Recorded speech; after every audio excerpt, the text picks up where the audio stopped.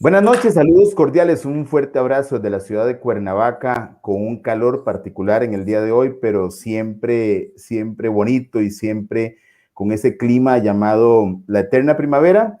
En el estado de Morelos, en México, con un espacio más de conversaciones generativas, donde nos hemos asegurado de generar un aporte, hacer una reflexión y también una devolución a partir de la gente buena y profesional que se une a nosotros en este proyecto y utilizando la tecnología que nos permite enlazarnos en diferentes partes del mundo. Y uno de estos ejemplos es hoy llegando hasta Costa Rica para compartir con un gran caballero a quien además le agradezco la gentileza que desde el momento en que hablamos siempre encontré muchísima nobleza, apertura, apoyo, una gran persona quien muy gentilmente hoy va a hacernos, va a sumar con esta información tan valiosa que tiene que ver con todo lo que se llama digitalización y que es Edwin Estrada, quien además de haber sido viceministro de Telecomunicaciones en Costa Rica, es el director de desarrollo para Centroamérica de la empresa NAE. Así que, don Edwin, bienvenido, llegó el momento y muchas gracias. Buenas noches, don Manuel, y buenas noches a las personas que nos ven y nos escuchan. Yo estoy en Cartago, Costa Rica, y muchas Usted gracias está por en la... esa otra capital. Hay varios puntos allá y le voy a decir, algunas veces me han preguntado que si es bonito Londres y Madrid, y hay muchos lugares muy bonitos, pero hay algunos muy particulares. Zapote, San Así Ramón y es, Cartago, por aquello. totalmente, Allá está mi familia en Cartago también. totalmente. Pues aquí me encargaré entonces, don Manuel, de darles un, Muy un, bien. un saludo y muchas gracias por invitarme. Muchas gracias también a las personas que nos están viendo y que nos están escuchando esta noche, gracias a las tecnologías de información y comunicaciones que definitivamente se han convertido en una herramienta trascendental y, bueno, tanto es así que no podemos prácticamente vivir sin ellas, don Manuel. Muy bien. Retomando el tema, ¿en qué parte de Cartago? Bueno, el puro centro. En el puro centro. Bueno, Así es. Oriamuno, mejor conocido como No, no, Chucuito. no, no, no, no. Yo estoy en el puro centro de Cartago. En el Estoy puro, en el puro centro de Cartago, sí. bueno, sí, el centro, el parque. Sí, digamos que por Barrio Asís. Pues sí, ya ahora sí. Así Muy bien, es. don Edwin, este tema que llega e impacta a la humanidad, pero no solamente porque la pandemia lo impacta, sino que el tema de la digitalización que viene a ser parte del avance, el desarrollo de la humanidad en cuanto a tecnologías, todo lo que está sucediendo, lo que había antes, mitos, realidades, pero antes de llegar al tema de una forma más puntual, ¿cuál es el contexto en el que estamos con respecto a digitalización? ¿Qué retos tiene la humanidad hoy con esto antes de llegar a temas más específicos que vamos a ver después? Yo ¿Qué nos creo, está Manuel, sucediendo? sí, yo creo que nosotros somos una generación privilegiada porque hemos visto, bueno, en el caso mío, cómo estuvimos desde un televisor blanco y negro, que había que levantarse a mover la perilla para poder cambiar de canal, a mover la perilla para subir el volumen, hasta lo que tenemos el día de hoy es un dispositivo de estos, un teléfono inteligente, donde se nos abren las puertas al mundo y podemos hacer muchísimas cosas. Podemos acceder a una biblioteca, podemos tomar fotos, podemos hacer videollamadas, como lo estamos haciendo en este momento. Y bueno, las personas que nos están escuchando y viendo, pues saben qué cosas se pueden hacer. Entonces, hemos visto desde ese televisor en blanco y negro que no tenía control remoto hasta lo que tenemos hoy. Claro. Y por eso yo decía ahora que prácticamente no podemos vivir sin ellos, porque generalmente cuando yo empiezo a conversar con las personas sobre este tema y como de una manera de romper el hielo, yo les hago dos preguntas. La primera de ellas, ¿qué es lo primero que hacen cuando se despiertan? Entonces muchos me dirán, lo primero que hago cuando me despierto a cualquier hora de la noche o a cualquier hora del día es tomar el celular, por lo menos para ver qué hora es. Y Y casi que ver, sin estar despierto, en el así es, automático, por ahí en la así madrugada lo es. busca. Ver redes sociales, ver noticias, etcétera. Entonces lo primero que hacemos la mayoría de las personas es tomar nuestro teléfono que está a la par. La segunda cosa que yo pregunto es, por ejemplo, si usted va para su trabajo, usted, por ejemplo, que vive en la ciudad de Cuernavaca, va para su trabajo, llega a su trabajo y se da cuenta que dejó el celular perdido o lo dejó en su casa. ¿Cómo se siente usted? Entonces a la gente se desfigura cuando uno les hace esa pregunta, porque se sienten como que les va a dar un ataque de pánico y se sienten casi que desnudos por haber dejado el teléfono. Y ahora con solo recrearlo e claro, imaginándoselo. Ojalá les pasara para ver qué pasa. Sí, la gente se devuelve. La gente se devuelve prácticamente. Hay muy poca gente que no lo haría. Pero bueno, y la otra pregunta que hacemos ahora es, ¿cómo se imaginan ustedes la pandemia sin tener conexión a Internet por medio de lo cual pudieron trabajar, pudieron estudiar, etcétera, etcétera? ¿Cómo se hubieran imaginado ustedes la pandemia hace 20 años si no hubiéramos tenido el acceso a Internet que tenemos ahora? Entonces eso también refleja cómo y nos concientiza cómo ha venido a impactar el uso de las tecnologías de información y comunicaciones en nuestras vidas diarias, ¿verdad? Entonces, ese es el contexto. Hemos venido y hemos visto cómo poco a poco las tecnologías de información y comunicaciones se han incorporado en nuestro diario vivir personal y en las industrias también. Hemos visto también cómo tenemos el Internet de las cosas, cómo tenemos la inteligencia artificial, el Big Data y muchas otras aplicaciones que han venido a transformar no solo nuestra vida diaria, sino también, don Manuel, la vida en las industrias. ¿Por qué estamos? Y por eso se dice efectivamente que estamos viviendo una cuarta revolución industrial, porque así como en aquel momento de la historia la máquina de vapor impactó y vino a modificar los procesos productivos, esto lo está haciendo en este momento. Entonces, ese es el contexto. Hemos venido viviendo una digitalización acelerada, vino la pandemia y la aceleró aún más, porque nos obligó a resguardarnos en nuestros hogares y las personas que pudimos seguir trabajando, que pudimos seguir estudiando, etcétera, fuimos los que teníamos acceso a Internet. Entonces aquí hay una situación fáctica también, que hay muchas personas en condición de vulnerabilidad que están en brecha digital y que no pudieron seguir con sus actividades también. Entonces, el Estado también tiene que crear política pública para tratar de colaborar con estas personas también y que no se queden atrás. Claro, retomando el tema del televisor de la perilla, luego llegó el control y vos estás muy joven, pero recuerdo quien queríamos simular el televisor a colores, se utilizaban unos papelitos de celofán para ver una parte verde, Sí, otra roja y otra amarilla, así. Por así aquello, es. no, creo que no te lo contaron, pero eso se vivió. Bueno, Entonces, yo me después acuerdo de del un control televisor blanco remoto, y negro. Yo me acuerdo de de un blanco y televisor negro. blanco y negro en mi Claro, casa. y era un boom quien en el barrio tenía uno a colores porque era Ah, algo sí, claro. increíble ver eso. Pero bueno, Así es. digitalización y tecnologías que llegan y lo plantean muy claro, o sea, no solamente este conversatorio, el acceso a la información que tiene cualquier ser humano que al despertar, en su mayoría el 99.999, si tenemos los mismos hábitos, agarramos el teléfono, así sea que nos levantemos a tomar agua en la madrugada, pues obviamente pasamos por ese dispositivo. Creo que esa es la realidad, aunque se sugieren otras prácticas. Por lo menos para encender la luz que Para, trae el hasta teléfono. para lámpara, ¿verdad? Sí, y no tropezarnos ahí con las sillas que dejamos mal puestas. Así es, pero siempre con la tentación de entrar a ver qué hay nuevo porque sabemos que, pues, que ahí está. Ahora, Así es. esto viene y se incorpora y efectivamente ya pasa a ser algo dentro de lo que cabe normal, porque todavía no podríamos hablar de una cobertura universal, hay brechas digitales todavía por trabajar, pero al llegar a convertirse en algo, digamos, tan básico, y desde tu posición como abogado, porque a veces lo vemos también desde las tecnologías y qué tipo vamos a ver, de instrumentos o tecnología propiamente se requiere para un área de cobertura, porque todavía sufrimos esas partes, pero desde la perspectiva de un especialista en derecho, ¿llega esto a convertirse ya en un derecho fundamental como tener derecho al agua, al trabajo, a la vida, al pasar a ser un componente tan importante que incluso afecta el desarrollo social? Porque cuando yo me doy cuenta que me programan una cita, que me van a generar un correo, y si hay pandemia me van a atender por una videollamada, pues entonces ya se está convirtiendo en algo elemental. ¿Cómo está esto de las tecnologías o la digitalización con respecto al derecho? ¿Que lo ampara ya? Bueno, una pregunta muy interesante. Recordar primero que todo que bueno, todos los países prácticamente han incorporado dentro de su ordenamiento jurídico el convenio de adhesión a la Unión Internacional de Telecomunicaciones, que es el organismo especializado en telecomunicaciones y que es parte de la Organización de las Naciones Unidas.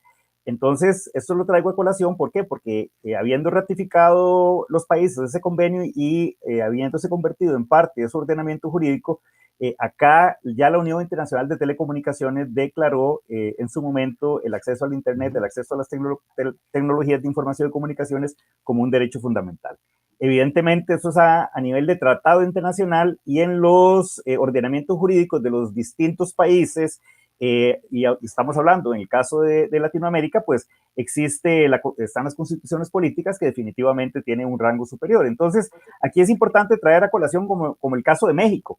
El caso de México, que es el país donde usted reside, México desde el 2013 hizo una reforma a la Constitución y se consagró expresamente en la Constitución como un derecho fundamental.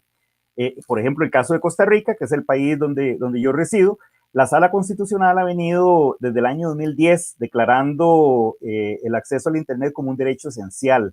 Esto en virtud también de lo que usted manifiesta hace un momento, siendo que por medio del Internet se accede a derechos fundamentales. Entonces, por ejemplo, en sus inicios, la Sala Constitucional establecía que era un derecho vital en virtud de que por él se podía acceder al derecho de comunicación, al derecho de libertad de expresión, al de información, etcétera.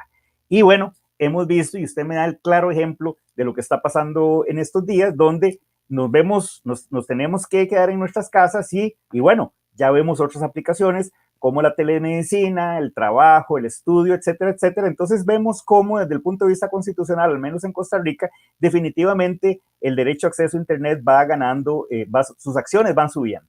Hemos visto otros países también, como por ejemplo Argentina, que tiene una ley, no está incorporado en su constitución política, pero tiene una ley que establece el tema del acceso a Internet como un tema de interés público. Y en el caso de Chile, que precisamente en estos momentos se está llevando una discusión, pues también se está discutiendo el tema del Internet como derecho público o no. Entonces, aquí lo importante es que precisamente el derecho da esa posibilidad de que, valga la redundancia, estos derechos fundamentales van evolucionando de acuerdo a la situación fáctica en determinado momento histórico. Entonces, al ser el Internet en estos momentos una herramienta esencial para hacer muchas cosas, debería tener un rango mucho más alto desde el punto de vista constitucional. Entonces, estos son algunos de los ejemplos que le puedo dar con respecto a algunos de los países de América Latina.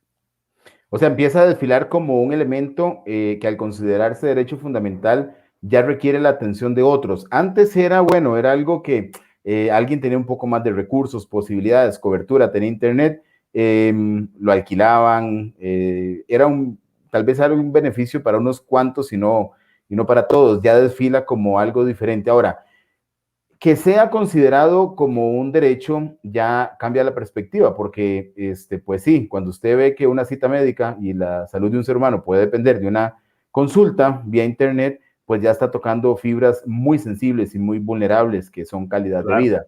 Sí. Ahora, estos temas cuando se abordan, primero despierta la inquietud de que, un derecho fundamental, sí, claro, internet ya no es un lujo, ya no es para estar perdiendo el tiempo. No es un lujo.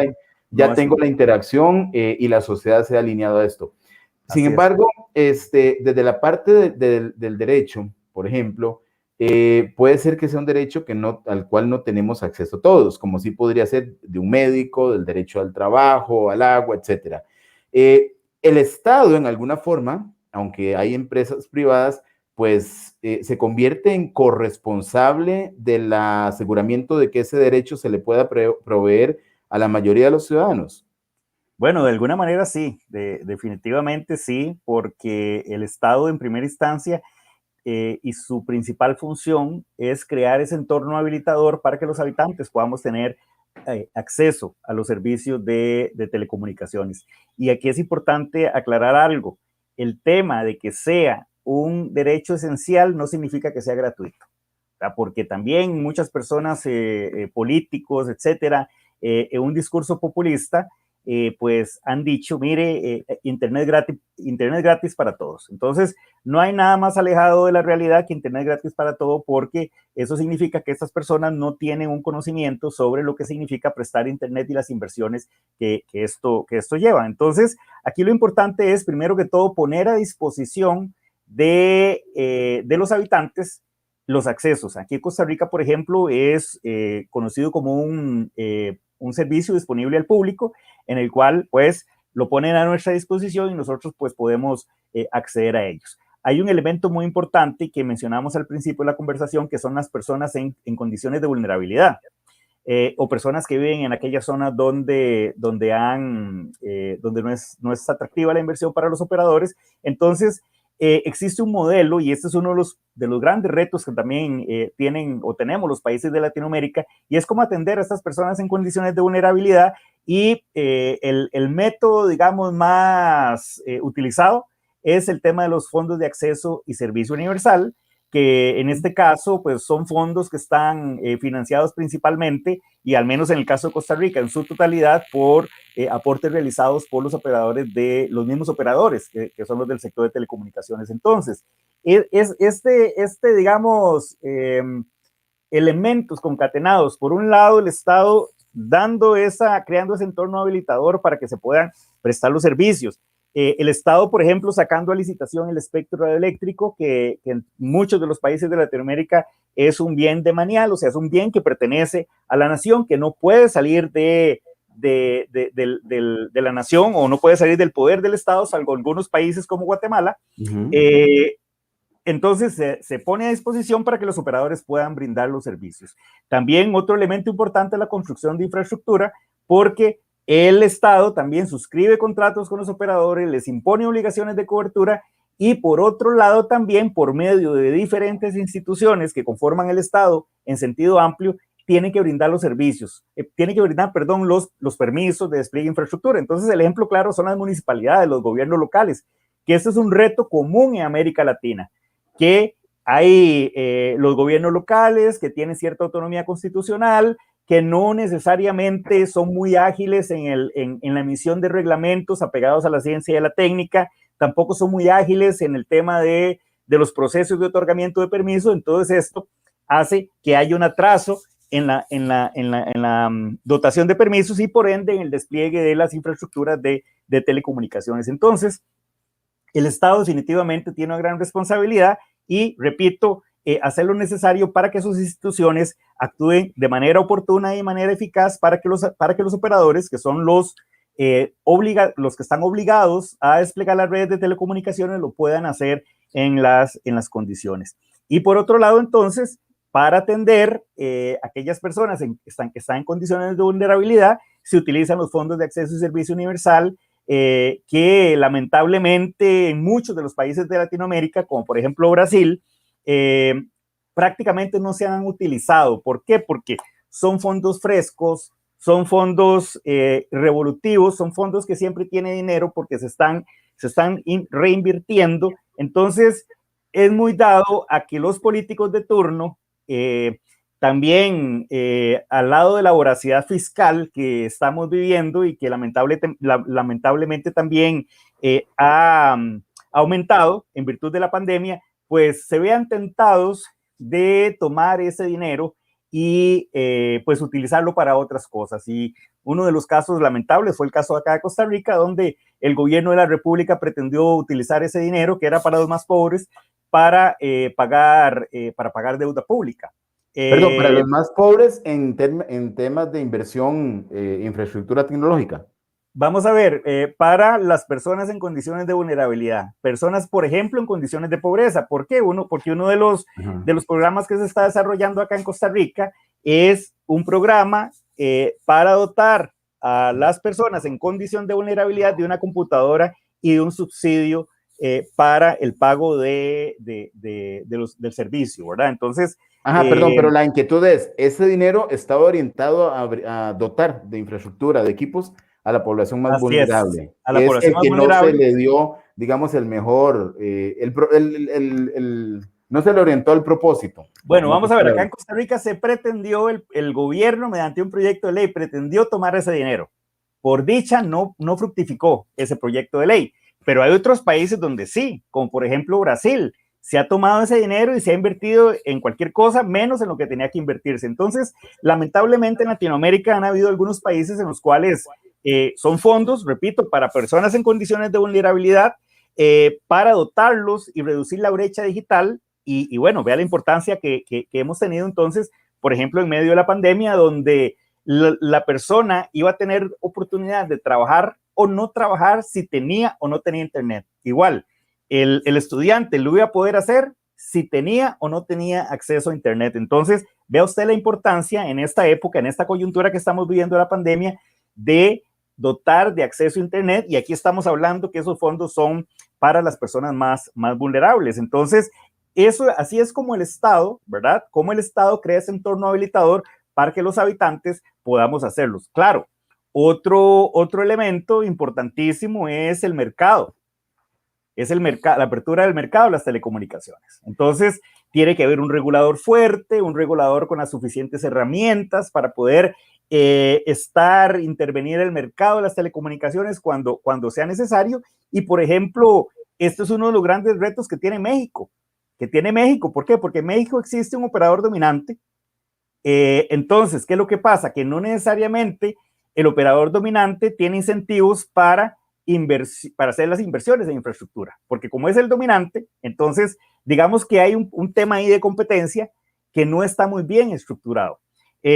Otro tema que hay en México, por ejemplo, es que debido a eso no se desarrollan, digamos, o no se facilitan paquetes u ofertas para empresas pequeñas.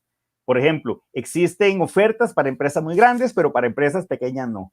Entonces vemos también como, por ejemplo, en la coyuntura de la pandemia, muchas personas, muchas empresas pequeñas, muchas pymes tuvieron que cerrar, y aunado a esto, pues no tenían una oferta, digámosle, atractiva para el servicio de las telecomunicaciones.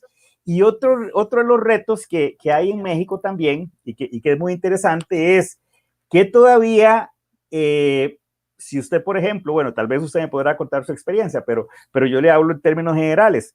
Por ejemplo, si usted tiene un dispositivo como operador y usted quiere hacer X trámite, quiere hacer una llamada, etcétera, etcétera, es muy difícil que lo pueda hacer vía internet o vía su teléfono. Lo que quiero decirles es que todavía en estas épocas digitales muchas de las personas en México tienen que acudir personalmente a las oficinas de los operadores a hacer sus trámites cuando se pueden hacer por tema de internet. Entonces, esos son de los retos que hay en México, pues evidentemente, además de el común denominador de toda Latinoamérica, que es el tema del desarrollo de la infraestructura, los problemas que hay con los gobiernos locales, los temas de inversión, la atención de las personas en condición de vulnerabilidad, etcétera. Muy bien, voy a regresar al tema del derecho. Me quedó muy presente lo que dijiste de un derecho fundamental en la vida de un ser humano, el tener, por ejemplo, internet, porque a partir de esto se puede llegar incluso a trabajar el tema de la salud, como lo hicimos con el ejemplo de la videollamada. Ahora, Sí. Razones para que esto no sea completamente gratuito. Dijiste muy bien, los políticos de turno andan ahí haciendo populismo, diciendo que van a tener internet gratis en la reunión del pueblo, y la gente cree que eso va a llegar nada más de llegar, conectar y no vuelvo a pagar. Entonces, es un discurso muy populista, porque si tuvieran conciencia que realmente requiere una infraestructura. Ahora, ¿por qué no llegar realmente a que sea gratuito si si se convierte en una herramienta de trabajo que desarrolla la economía, que potencia el crecimiento? No conozco, es un tema de que la inversión que tienen que hacer los gobiernos para la infraestructura es tan alta que del todo no se podría, digamos, trasladar como beneficio al ciudadano, o es por los malos manejos de dineros que están dedicados a esto y los agarran para otras cosas. Esa democratización de ese internet, ¿hay algunos países donde sí lo están haciendo, o cuál sería la razón por la que del todo no puede ser tan accesible desde esa parte? Vamos a ver, yo creo que aquí, don Manuel, es un tema de inversión, es un tema de los altísimos costos de la inversión. La pregunta es, ¿quién va a pagar eso? ¿Quién va a pagar? ¿Quién va a pagar la infraestructura que hay que hacer por el internet, etcétera? Esa es la pregunta, ¿verdad? ¿Cuál es la realidad de los gobiernos hoy, al menos en América Latina? Vamos a ver. En todos los países de América Latina y en todos los países del mundo, me atrevería a decir, el internet se cobra por los servicios de telecomunicaciones, ¿verdad? ¿Por qué? Porque, repito, las inversiones que hay que hacer en infraestructura son millonarias. Y no hablo en pesos mexicanos y no hablo en colones costarricenses, hablo en dólares, hablo en euros, son millonarias. Y es como decir, don Manuel, el agua también es más, Un derecho. el agua es más esencial que el Internet. Y bueno, siempre tenemos que pagar nuestra factura, porque ¿quién va a asumir los costos? Entonces, es una falacia. Ahí estamos claros, pero lo que sí me gustaría saber es qué tan alta, ahorita lo estás ejemplificando, es la ¿Qué tan alta qué? inversión. No, Ajá, es la inversión. ahorita no tengo montos, don Manuel, pero es millonaria. Es millonaria la inversión. Eso sí le aseguro. Entonces, no hay presupuesto nacional que aguante. No hay presupuesto país que aguante una red de alta calidad, que es lo que requiere en estos momentos, lo que necesita o lo que está demandando el mercado. Pero sí le voy a decir una cosa. Entonces, por ejemplo, para aquellas personas en condición de vulnerabilidad, por medio del fondo, que el fondo lo pagan los operadores, entonces, ahí sí, a estas personas, por ejemplo, se les dota de una computadora, por ejemplo, le di el caso de Costa Rica, y se les paga el servicio mes a mes. Entonces, se le está dando a aquellas personas que lo necesitan y que no pueden pagar. Entonces, la pregunta es también, ¿por qué a las personas que sí pueden pagarlo, por qué habría que darles el internet gratis? O sea que esta sería la responsabilidad social que cumplen los operadores. Definitivamente, ¿Está definitivamente. estipulado y establecido legalmente qué porcentaje de Claro. la población se puede beneficiar Bueno, vamos con a ver. este aporte? Sí, vamos a ver. La ley en Costa Rica, al menos hablando de Costa Rica, establece que es una tasa para fiscal aportada por los operadores, que en este momento está en 1.5% de sus ingresos brutos. Ok, por otro lado, entonces, la ley habla que es para personas en condiciones de vulnerabilidad. La ley lo dice así, no me dice ni cuántas son, ni quiénes son, etcétera, etcétera. Entonces, ¿cómo se define quiénes son esas personas? Bueno, por medio de la política pública. Entonces, cuando un poder ejecutivo, y aquí se aplica para todos los países de Latinoamérica, establece una política pública, y ve aquí también viene la importancia de los datos también, y en este caso de los datos digitales, el Big Data. Entonces, cuando se emite una política pública, vamos a definir quiénes son las personas que están en condición de vulnerabilidad. Entonces, tienen que estar plenamente identificadas. Tiene que haber una línea base. Tiene que haber definitivamente, me tiene que decir quiénes son ellos. Tiene que haber certeza. ¿Para qué? Para que definitivamente esos fondos, que son fondos son limitados, se inviertan precisamente en las personas que más lo necesitan. Entonces, la respuesta, no hay un número, Manuel, un número de personas, pueden ser las que sean, pero identificadas mediante criterios técnicos. Por ejemplo, en cada uno de los países de América Latina hay un parámetro técnico que me va a decir cuándo una persona está en condición de pobreza o cuándo no. Entonces, técnicamente yo determino, fulanito está en condición de pobreza y sutanito no. Entonces, no es 100% gratis, se subsidia de una mejor forma. Bueno, vamos a ver también, bueno, al menos acá en Costa Rica hay diferentes rangos. La computadora sí se le da gratis, y aquí se divide en quintiles, que es de acuerdo con los ingresos de las personas. Entonces, algunas personas se les da más, algunas personas se les da menos de acuerdo a sus ingresos. Así es. Y bueno, hay ejemplos de fondos de acceso a servicios universales en América Latina, y ejemplos, digamos, de diseñar cómo es que se asignan estos fondos, pero sí tiene que haber una línea, un común denominador, y es un análisis técnico. Desde el punto de vista técnico, pues, repito, para que esos fondos sean bien utilizados, porque al final de cuentas son fondos públicos. Si bien es cierto, son fondos aportados por los operadores de telecomunicaciones, pero al entrar al erario público se convierten en fondos públicos. Entonces, definitivamente ahí tiene que haber una planificación y tiene que haber una manera de designar esos fondos de manera técnica. Y aquí definitivamente en Costa Rica también tenemos nuestro órgano Contralor, y la Contraloría ha sido contundente en ese tema, que para yo decir, mire, son 500,000 estudiantes, tengo que tener certeza y tengo que tener datos fehacientes que me diga que efectivamente son 500,000 y no son 500 o 1,000 o no son 499,000. O sea, tiene que ser una base técnica. Muy bien, estas empresas que ofertan el servicio a partir de la, digamos, de la incapacidad del Estado por un tema de recursos, ¿cuál es el tiempo en que se dan estos contratos? ¿Son contratos casi eh, indefinidos? ¿Tienen plazos? Porque una inversión de estas no creo que nadie la quiera hacer por un corto plazo. ¿Con cuánto tiempo se amarra un Estado a una empresa proveedora de Bueno, servicios como estas? igual cada estado tiene su legislación y cada estado tiene sus parámetros y sus números. En caso de Costa Rica, estamos hablando que la concesión se les otorga por 15 años, prorrogables hasta no más de 25 años. Ese es el plazo en el que se otorga la concesión.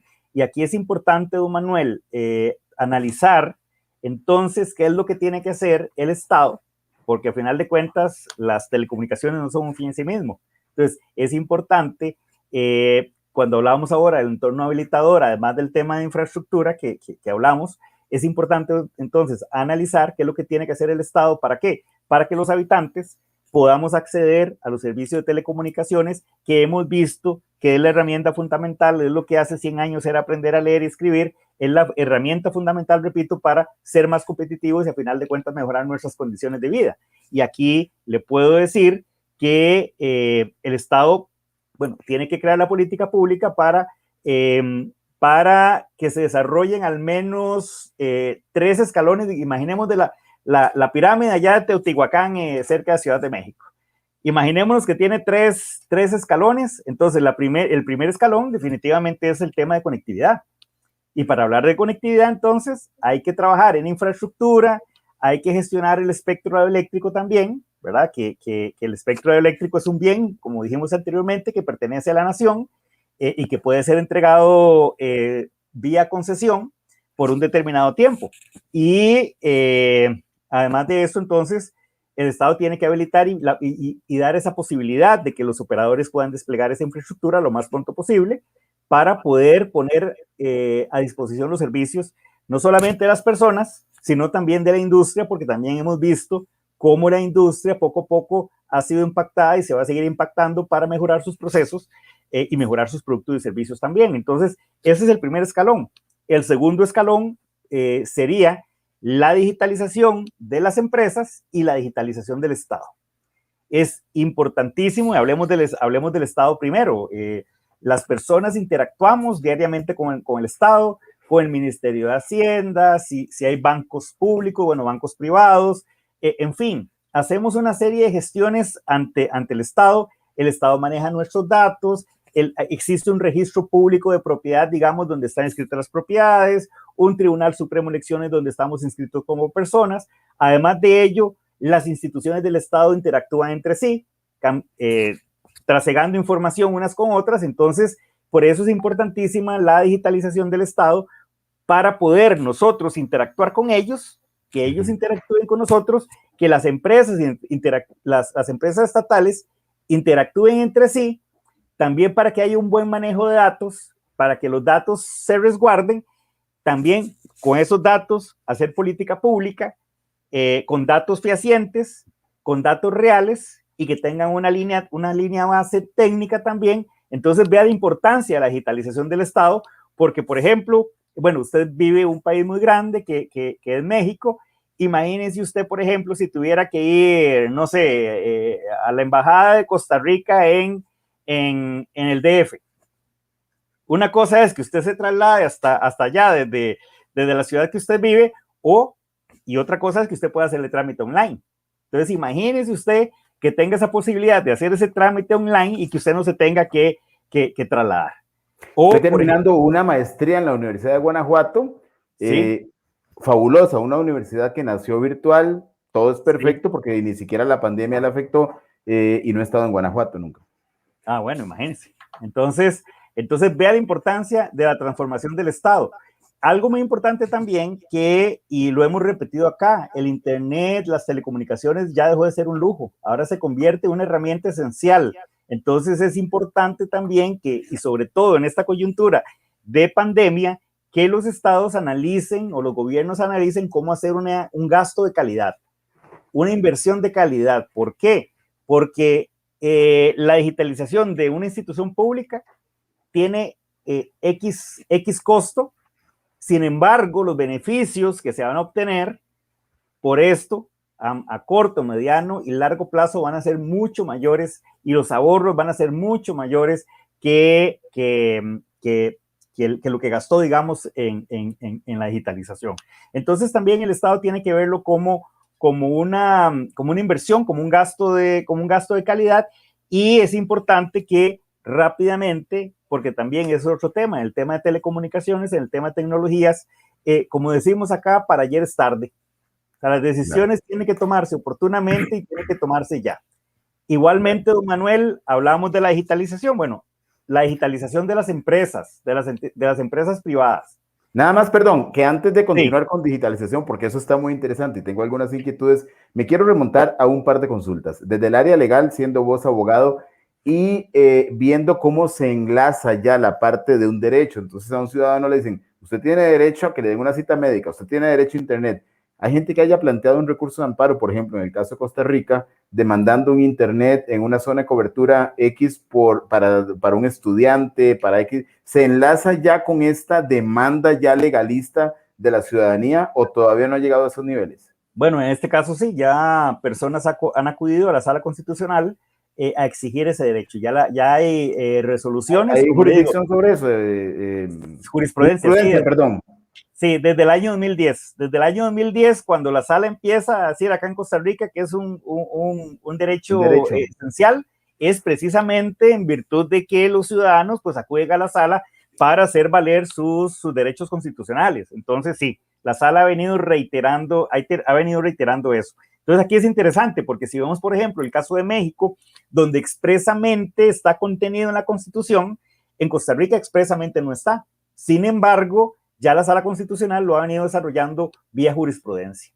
Y bueno, y esa jurisprudencia ha sido reiterada y pues ya definitivamente ha sido incorporada en nuestro ordenamiento jurídico.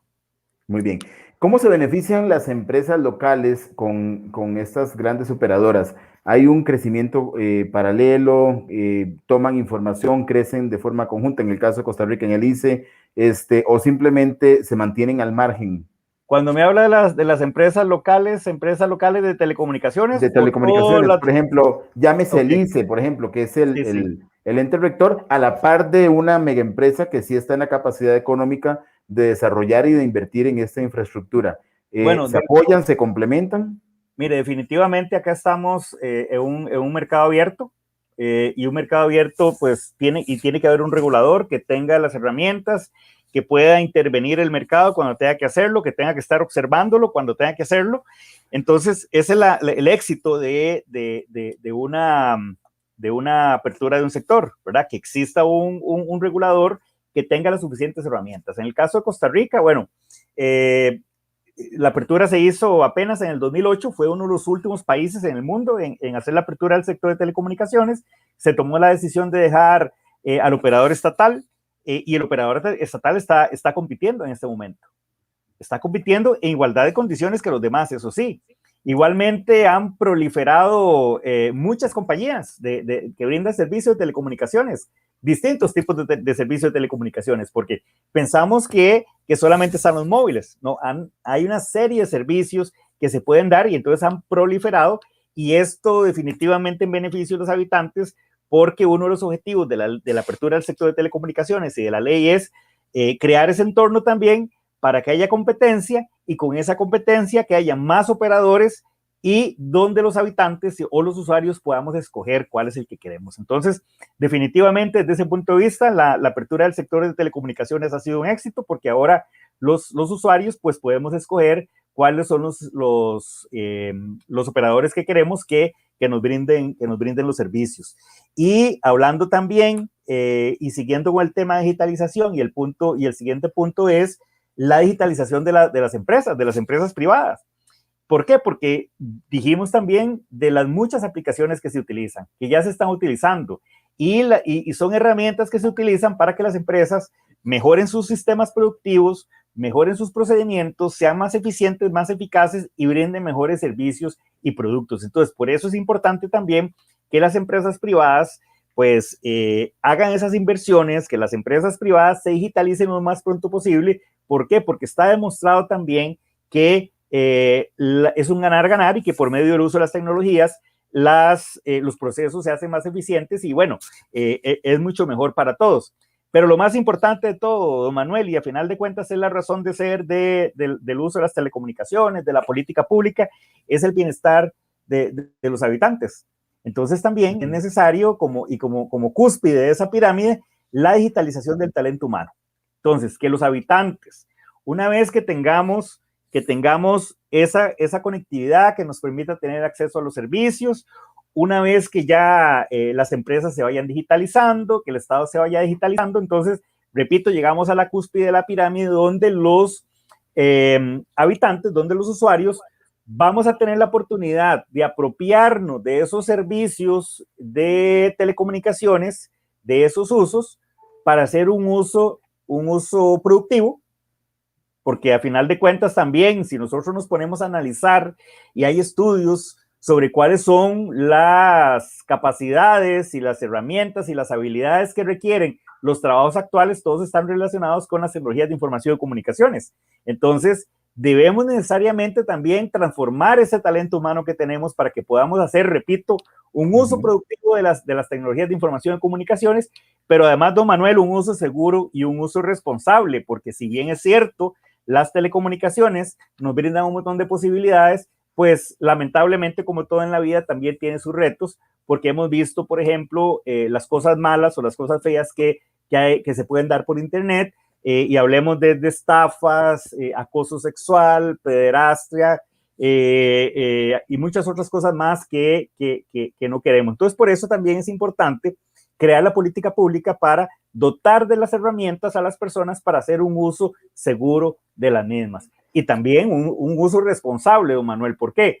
Porque muchas veces nos sentamos en la computadora y pensamos que por estar detrás de un monitor nadie nos va a ver, nadie va a saber quiénes somos, y no hay nada más falaz que eso.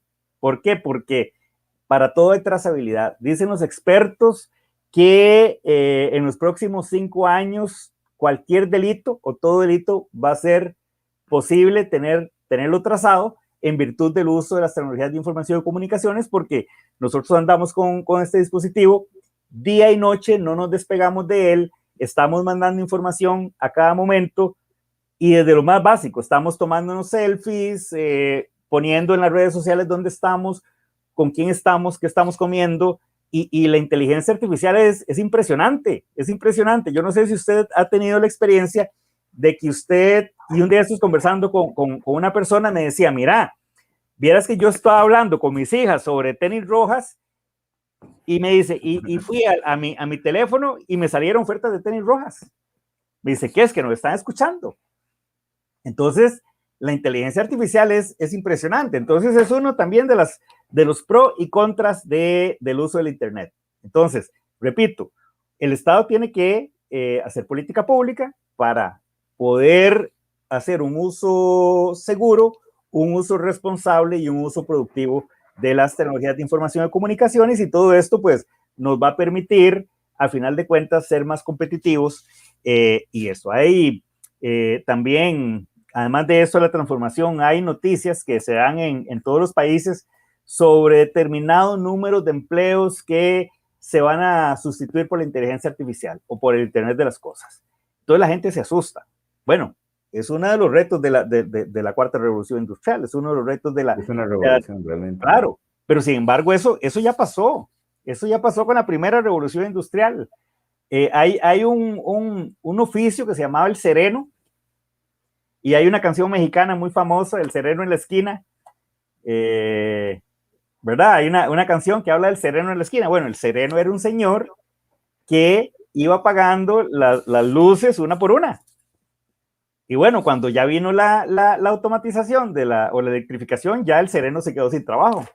Entonces, ese sereno pues tuvo que readaptarse y entonces buscar otro tipo de trabajo. Entonces, lo que quiero decir aquí también es que también el Estado tiene que tener esa habilidad de identificar o esa visión de identificar cuáles son esas herramientas que requieren los nuevos trabajos para empezar a enseñar a las personas desde las primeras etapas de educación, pero también tiene que a hacer política pública rápida y certera ya para las personas, como usted y yo, que ya estamos en el ambiente, en el mercado laboral, y que la competencia viene ruda. Entonces, tenemos que digitalizarnos muy pronto para no quedarnos sin trabajo, desactualizados antes de la pensión, don Manuel. Así es, retos, cada día escucho más, tengo un montón de cosas por hacer a partir de todo lo que aquí me enseñan, espero que me dé tiempo, son muchos. Ojalá que sí. Voy a devolverme a un tema que en medio de este gran reto, como decíamos, de la tecnología, los avances, como hablábamos anoche con el tema de Asia-Pacífico, y son realidades monstruosas que ya están ahí, pero hay temas políticos. Estuviste de viceministro de Telecomunicaciones.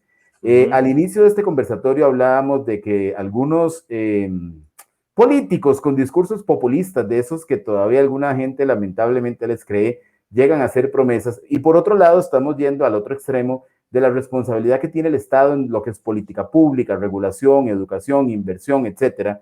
¿Qué está sucediendo con la parte política? No conocen del tema, no se alinearon a la nueva tecnología, basan su discurso político, además de política barata, en desconocimiento tecnológico. ¿Cómo están los estados en general a partir de esto, que tiene una responsabilidad enorme? Porque lo has dicho, es el tema de cobertura, de política pública, educativo, ¿cómo se mueve eso a nivel de estados? Bueno, vieras que eso es muy importante, don Manuel, eso que usted indica. Y aquí, por ejemplo, en Costa Rica tenemos una gran oportunidad ahora, porque las próximas elecciones serán el primer domingo de febrero del 2022. O sea, estamos... Menos de un año. Sí, estamos a menos de un año.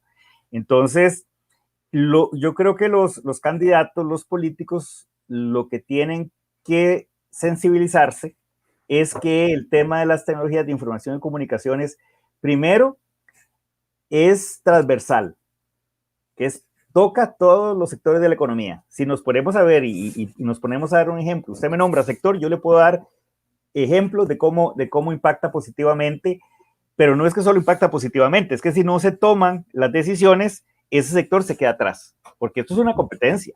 Y ya no estamos compitiendo, Manuel, con el país de la par, no, estamos compitiendo con el mundo entero, por el tema de la globalización. Entonces yo creo que lo primero que los candidatos a la presidencia, bueno, de cualquier país, para efectos de desarrollar o de planificar su plan de gobierno, tiene que tener claro que estamos hablando de un tema transversal, entonces tiene que ser tomado en cuenta. Es un tema transversal y además es un tema prioritario. Es un tema prioritario.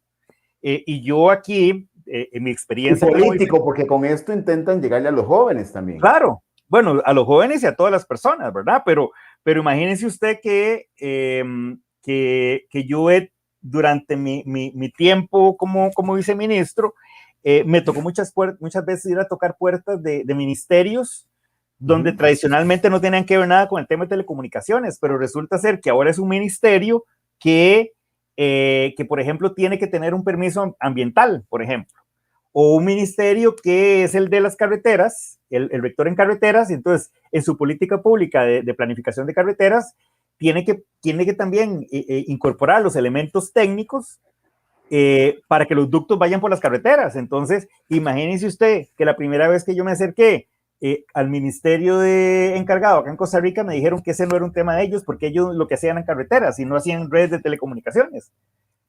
Cuando, repito, naturalmente los postes, los ductos fluyen por las carreteras, entonces sí es un tema de ellos. Entonces el primer gran reto es ir rompiendo esos paradigmas, como decimos también coloquialmente, ir cambiando ese chip en las personas que están en puestos de toma de decisión y entender que el tema TIC es un tema transversal y que necesariamente, yo creo que eso es lo primero que yo les diría a los candidatos y de cualquier país. Entonces, la política pública centralizada y tiene que ser prioridad. Entonces, eso por un lado. Y bueno, lamentablemente también hay pues muchas personas que sin ningún criterio, como las personas que dicen que internet gratis para todos, yo no sé, seguro, yo no sé qué se imaginan, es que ni siquiera me imagino qué se imaginan, cómo viene, cómo el internet se da. Claro. No me explico, ¿verdad? Entonces, yo creo que es un gran reto también para los políticos. de entender esa transversalidad y esa importancia y en el centro de la política pública de cualquier ministerio, el tema de las tecnologías de información y comunicaciones. Y es que es un tema relativamente nuevo también, porque pues algunos son políticos a la antigua y andan con el mismo discursito sin entender ni siquiera lo que significa la infraestructura o la inversión, o Bueno, muchas otras cosas que vienen aliadas a la tecnología. Sí, definitivamente. Vieran que aquí, y como todo, ¿verdad? Le voy a dar un ejemplo. En la anterior administración, cuando fui viceministro de Telecomunicaciones, pues parte de la estrategia del tema de infraestructura era visitar las diferentes instituciones relacionadas con el tema, y en aquel momento, me acuerdo que una persona en contra del tema de infraestructura, y ahora resulta ser que está ocupando otro puesto, y entonces habla y dice que qué barbaridad que no hay internet en su zona, cuando él mismo tenía que tomar la decisión y no la quiso tomar en aquel momento. Claro. Entonces también hay que ser consecuentes, ¿verdad? Hay que ser consecuentes. Claro, y además, creer eso, Manuel, que es un tema transversal. Claro. Que es un tema transversal, así es. Digitalización, ese mundo al que avanzan lo privado y lo público, datos, información tan valiosa, porque con datos la gente se empodera y ojalá se pueda usar para bien. No siempre se usa para bien. ¿Quién resguarda los datos y cuál es el nivel de seguridad y confianza que podemos tener ciudadanos en ambos, en lo privado y en lo público? ¿Cómo está el tema de la seguridad de los datos? Porque hoy nos conocen absolutamente bien a partir de la información y cada día nos van a conocer más. Ahí están las tenis rojas, incluso con la inteligencia artificial. Pero ¿cómo hasta hoy, con esa información que ya está digitalizada, nos aseguramos de que se le dé un buen uso? ¿Cuáles son las experiencias? ¿Qué ha pasado? Definitivamente, don Manuel, hay legislación que está contenida en esto. Tenemos una gran oportunidad porque tenemos la OCDE, que es una institución, un organismo internacional en el cual al menos 3 países de Latinoamérica están hasta este momento incorporados, que es México, está Chile, Colombia, que ya están en las finales, y nosotros también, que ya también Costa Rica está en las finales. Entonces, traigo a colación la OCDE porque uno de las recomendaciones de la OCDE en el marco de la incorporación a la adhesión de los países es tener una estrategia de protección de datos y una estrategia de ciberseguridad también. Que este es otro tema también, el tema de los ataques cibernéticos. Dicen que las guerras se van a llevar a cabo vías los temas cibernéticos, ¿verdad? Vemos, por ejemplo, no sabemos si fue cierto o no, pero las noticias que se han dado en las 2 últimas elecciones de los Estados Unidos, que hablan de los temas relacionados con ciberataques, etcétera, o con hackeo. Entonces, definitivamente tiene que haber una estrategia de ciberseguridad y una estrategia de protección de datos también. Cada uno de los países también tiene una legislación relacionada a la protección de datos. En el caso de Costa Rica hay una agencia que se llama la PROHAB, que es la Agencia de Protección de Datos, y definitivamente sí, tiene que haber un resguardo de los datos sensibles de las personas. Y tiene que manejarse con entera seguridad, y las personas también tenemos que, pues, tomar también nuestras medidas. ¿Por qué? Porque vamos otra vez y devolvámonos un poco cuando estábamos hablando de las amenazas. Por ejemplo, los hackeos o, por ejemplo, las estafas en las cuentas bancarias. Bueno, ¿por qué se dan esas estafas en las cuentas bancarias? Porque muchas veces las personas no tenemos esas herramientas, cómo identificar cuándo es una estafa que nos está haciendo y damos nuestra clave. O hacemos algo que eso. Entonces también yo creo que es un tema también de responsabilidad de cada una también de las personas, ¿verdad? Con el tema del uso de los datos. Claro. Ya casi para ir cerrando, al menos en el contexto que conoces bastante bien, que es Costa Rica, haciendo un resumen, por ejemplo, tecnología, digitalización, infraestructura, pandemia, necesidades que surgen. Si pudiéramos valorarlo incluso en una escala numérica de 1 a 10, donde 10 sería el mundo ideal en cuanto a cobertura y todo lo que significa ya digitalización, ¿dónde estamos en un número? Y que en eso se resuman las diferentes brechas que están por cubrirse. Vea, yo le voy a decir que 7. Yo le voy a decir que 7, don Manuel, porque por eso la tercera pregunta que yo hacía al inicio, Imaginémonos si la pandemia hubiera sido hace 20 años, sin el Internet. Entonces, en el caso de Costa Rica, tomó una decisión de abrir el mercado de las telecomunicaciones. Hemos ido viendo cómo la penetración ha ido aumentando, cómo las personas cada día tenemos acceso, cómo aumenta el trasiego de datos. Y digo 7, ¿por qué? Porque, bueno, gracias a esa apertura, digamos que las cosas hubieran podido ser peor también. Y sí tenemos un gran reto, por ejemplo, en el tema de de los servicios fijos, porque tenemos una penetración altísima, incluso las mayores del mundo en internet móvil, pero internet fijo, que es lo que realmente ahora necesitamos más, tenemos un gran reto.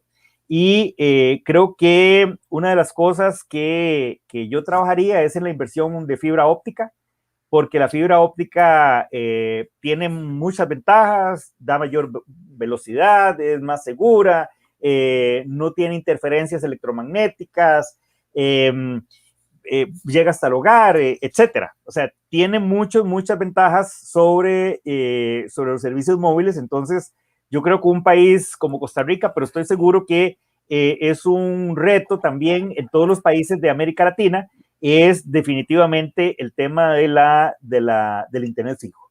Y esto se traduce en fibra por las características técnicas de la misma. Entonces, eso es lo que yo haría, una política pública para que se haga la inversión en fibra y que es lo que nos va a llevar las telecomunicaciones de la calidad que nosotros como usuarios estamos requiriendo para entrar a la reactivación económica durante y post-COVID.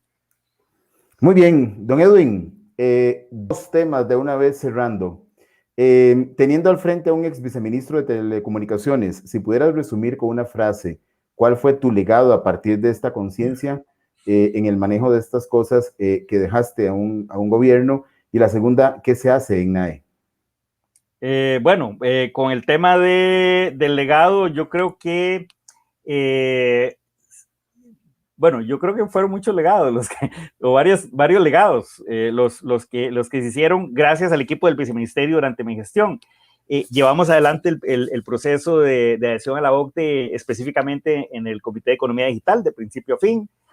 Toda la estrategia de infraestructura, que es una estrategia que está catalogada como un ejemplo de buenas prácticas a nivel latinoamericano y que ha sido invocada en varios foros en esa línea también. Hicimos también el tema de la transición a la televisión digital en Costa Rica, uno de los primeros países de América Latina en hacer esa transición y dejar un área apagado el analógico y encendido el digital. Algunos de los retos y de las cosas bonitas que hicimos y de los legados también gracias al equipo del viceministerio. Y bueno, NAE es una empresa española que nace hace 17 años y también tiene oficinas en México, acá en Costa Rica, tiene oficinas en Colombia, en Brasil, estamos abriendo en Lima, Perú, y estamos hablando que es una consultora de principio a fin. Es una consultora que le identifica el reto de digitalización a cualquier persona, o sea, a cualquier empresa, público, privado, y lo lleva de la mano a la cuarta revolución industrial, mejorando sus procesos, repito, utilizando las tecnologías de información y comunicaciones como el Internet de las Cosas, la inteligencia artificial y todas esas herramientas que nos brindan las nuevas tecnologías. Eso es NAE y bueno, muchas gracias, don Manuel, en nombre propio y también en nombre de NAE por la invitación y la oportunidad de conversar con usted. Bueno, lo que no te dije es que quedaba una todavía. Ah, bueno, échale, a ver. Si tuvieras que regresar a la función pública, ¿qué llegarías a resolver que no pudiste resolver? Bueno, vamos a ver, yo creo que todo es un proceso, y vieras que yo salí muy satisfecho, don Manuel, porque las metas que nos planteamos las cumplimos. Entonces yo seguiría. ¿Qué te motivaría a regresar? Sí, bueno, yo volvería a seguir el proceso de apertura, porque además el tema de las telecomunicaciones es un tema de nunca acabar, es un tema dinámico, es un tema que todos los días cambia. Si usted me pregunta a mí qué es una ciudad inteligente, bueno, yo digo, mire, una ciudad inteligente es aquella que tiene la capacidad de irse adaptando conforme va avanzando las tecnologías. Entonces, yo continuaría a hacer ese trabajo, Manuel. a que por medio de las tecnologías de información y comunicaciones y las telecomunicaciones, las personas podamos acceder a ellas y mejorar nuestra calidad de vida. Claro, hay muchas acciones que hay que hacer para esos temas de gestión de espectro eléctrico, el tema del despliegue de infraestructura, el tema de la política pública, etcétera, etcétera, etcétera. Pero bueno, no hay que decir de esta agua no beberé, y vamos a ver dónde me lleva la vida, y en estos momentos estoy muy feliz en la empresa NAE. Muy bien. Lo prometido es deuda, 1 hora exactamente con 27 segundos. Esa era la propuesta. Realmente muy agradecido. Gracias por seguir haciendo este espacio tan grande a partir de la gente tan valiosa que acá viene y comparte, porque aprendemos. Definitivamente nuestros criterios cambian, la perspectiva se amplía y eso es parte de lo que nos hemos propuesto. Gracias por tu tiempo, tu disponibilidad, la gentileza desde el primer momento en que hablamos. Y bueno, ya cumplimos el propósito y aquí estamos para seguir compartiendo en cualquier otro momento temas tan interesantes porque no acaban, ahí siguen y quedé con muchos aprendizajes, de verdad. Me quedo Gracias, con mucho y también con la gentileza y pues esa gran capacidad profesional, muchos éxitos en NAE también. Y un muchas saludo gracias, hasta Cartago. Muchas gracias y un saludo a todas las personas que nos escuchan. También, muchas gracias. Buenas noches.